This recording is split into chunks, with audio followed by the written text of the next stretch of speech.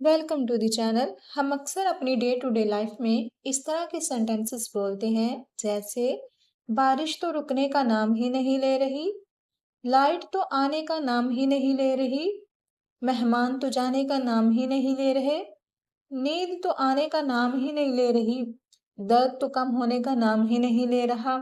ये जुमले उस वक्त बोले जाते हैं जब कोई काम रुकने या होने का इरादा ही नहीं दिखा रहा होता, यानी मुसलसल जारी होता है, खत्म होने का कोई इम्कान नजर नहीं आ रहा होता। ठीक इसी तरह अगर हमें बोलना हो, तुम्हें क्या लगता है वो पास हो जाएगा? तुम्हें क्या लगता है मैं खाना नहीं खाऊंगा? तुम्हें क्या लगता है वो तुमसे मिलने आएगा? तुम्हें क्या लगता है वो गाड़ी चलाना जानता है? तुम्हें क्या लगता है वो सच बोल रहा है? ये सवालात किसी की राय या अंदाज़ा जानने के लिए पूछे जाते हैं।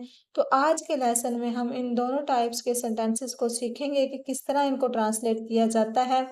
तो वीडियो को कंप्लीट वॉच कीजिएगा, ताकि जब भी आपको इस तरह के सेंटेंसेस बोलने हों तो आप इजीली इनको ट्रांसलेट कर सकें। तो लेसन को शुरू करते हैं। सबसे पहले टाइप 1 के सेंटेंसेस को देख लेते हैं, जिनमें था नाम ही नहीं ले रहा। ऐसे सेंटेंसेस जिनमें हम ये वर्ड्स यूज़ करते हैं, ऐसे सेंटेंसेस को ट्रांसलेट करने के लिए सबसे पहले हम यूज़ करेंगे सब्जेक्ट का। सब्जेक्ट लिखने के बाद हम लिखेंगे just will not. Just will not के बाद हम लिखेंगे वर्ब की फॉर्म। वर्ब की फर्स्ट फॉर्म यूज़ होगी इन सेंटेंसेस में। इसकी जगह पे हम इन सेंटेंसेस को ऐसे भी ट्रांसलेट कर सकते हैं, subject plus is not ready to. Just will not की जगह हम इज नॉट रेडी टू भी यूज कर सकते हैं, प्लस वही वर्ब आ जाएगा। एग्जाम्पल्स की मदद से मजीद समझते हैं। फर्स्ट एग्जाम्पल है, बारिश तो रुकने का नाम ही नहीं ले रही। सबसे पहले हम सब्जेक्ट लिख लेंगे। सब्जेक्ट इसमें बारिश है तो लिख लेंगे द रेन। इसके बाद जस्ट विल नॉट लिख देंगे। The rain just will not, इसमें वर्ब है रुकना, तो रुकने के लिए हम लिख देंगे स्टॉप। बारिश तो रुकने का नाम ही नहीं ले रही। The rain just will not stop. Just will not की जगह हम नॉट रेडी टू भी यूज कर सकते हैं। इसी तरह अगर हमें बोलना हो, लाइट तो आने का नाम ही नहीं ले रही। इसमें हमारा सब्जेक्ट लाइट है, तो लाइट के लिए हम यूज कर लेंगे द पावर का। उसके बाद हम लिख देंगे जस्ट विल नॉट, प्लस हमारा वर्ब आ जाएगा। लाइट तो आने का नाम ही नहीं ले रही। The power just will not come back. इसी तरह अगर हमें बोलना हो, मेहमान तो जाने का नाम ही नहीं ले रहे। ज्यादा है मेहमान, तो इसके लिए हम गेस्ट के साथ एस भी लगाएंगे। The guest just will not leave, जाने का नाम ही नहीं ले रहे। बच्चा तो सोने का नाम ही नहीं ले रहा। इसमें सब्जेक्ट अब चाइल्ड है, तो पहले चाइल्ड लिख लेंगे, फिर विल नॉट का यूज करके प्लस वर्ब लिख देंगे। बच्चा तो सोने का नाम ही नहीं ले रहा। The child just will not sleep. Sleep इसमें वर्ब है सोना। बच्चा तो सोने का नाम ही नहीं ले रहा। The child just will not sleep. इसी तरह जब हमें बोलना हो, नींद तो आने का नाम ही नहीं ले रही। नींद अब इसमें सब्जेक्ट के तौर पे यूज हुआ है, स्लीप आ जाएगा। Sleep just will not come. नींद तो आने का नाम ही नहीं ले रही। वो तो मानने का नाम ही नहीं ले रहा। मानने के लिए हम एग्री वर्ड यूज करेंगे, तो यहाँ सब्जेक्ट है वो, तो वो के लिए लिख लेंगे ही के बाद लिख लेंगे just will not. He just will not agree. वो तो मानने का नाम ही नहीं ले रहा। He just will not agree. इसी तरह अगर हमें बोलना हो, दर्द तो कम होने का नाम ही नहीं ले रहा। दर्द के लिए हम लिख लेंगे the pain. The pain just will not reduce, कम होना रिड्यूस। दर्द तो कम होने का नाम ही नहीं ले रहा। The pain just will not reduce. I hope आपको समझ आ रही होगी कि किस तरह हम जस्ट विल नॉट का यूज करते हुए इन सेंटेंसेस को ट्रांसलेट कर रहे हैं। जस्ट विल नॉट की जगह आप नॉट रेडी टू भी यूज कर सकते हैं, प्लस वैसे ही वर्ब आ जाएगा।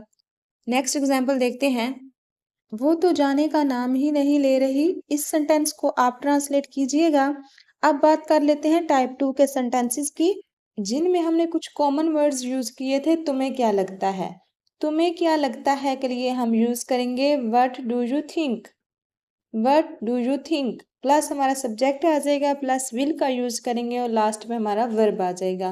यानी सबसे पहले यूज़ होगा what do you think plus हमारा सेंटेंस आ जाएगा जिस भी टेंस में होगा।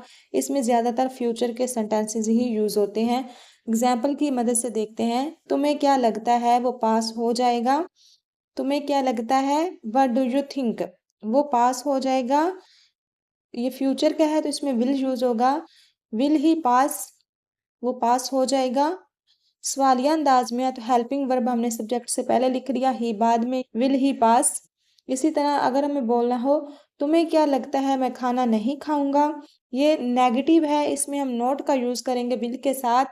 पहले सिर्फ सवालिया था तो हमने विल को स्टार्ट पे लिख लिया, अब नोट को भी सब्जेक्ट के पहले लिख लेंगे।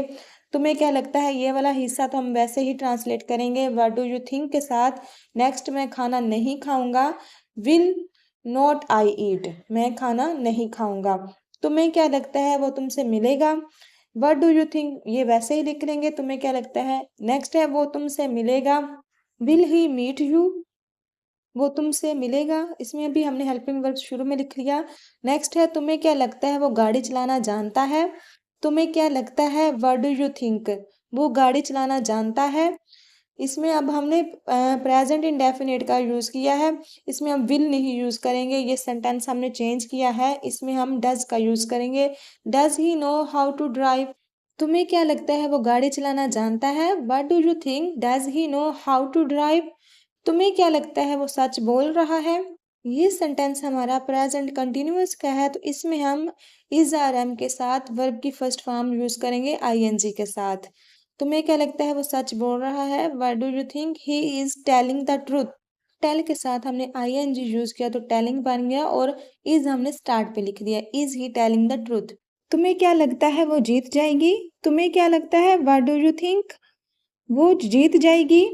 विल शी विन, वो जीत जाएगी। विल शी विन, ये फ्यूचर का सेंटेंस है, इसमें हमने विल का यूज किया। तुम्हें क्या लगता है मैं माफ कर दूंगा। तुम्हें क्या लगता है मैं माफ कर दूंगा। What do you think will I forgive, माफ करना होता है फॉरगिव। विल आई फॉरगिव, मैं माफ कर दूंगा। इसी तरह अगर हमें बोलना हो तुम्हें क्या लगता है वो मेरी बात सुनेगी। तुम्हें क्या लगता है व्हाट डू यू थिंक वो मेरी बात सुनेगी। Will she listen to me, will she listen to me. तुम्हें क्या लगता है वो मेरी बात सुनेगी। What do you think will she listen to me. इसी तरह अगर हमें बोलना हो तुम्हें क्या लगता है वो यहाँ आएगा। इस सेंटेंस को आप ट्रांसलेट कीजिएगा। अगर तो आपने लेसन को कंप्लीट वॉच किया तो आप इजीली इसको ट्रांसलेट कर लेंगे क्योंकि बहुत ही इजी मेथड था इन सेंटेंसेस को ट्रांसलेट करने का। आई होप आज का लेसन भी आपको अच्छा लगा होगा, कुछ नया सीखा होगा। अगर तो वीडियो अच्छी लगी है तो वीडियो को लाइक कर दें और चैनल पर न्यू आए हैं तो चैनल को सब्सक्राइब कर लें ताकि हर न्यू आने वाली वीडियो का नोटिफिकेशन आपको मिल सके। मिलते हैं नेक्स्ट वीडियो में। Thanks for watching.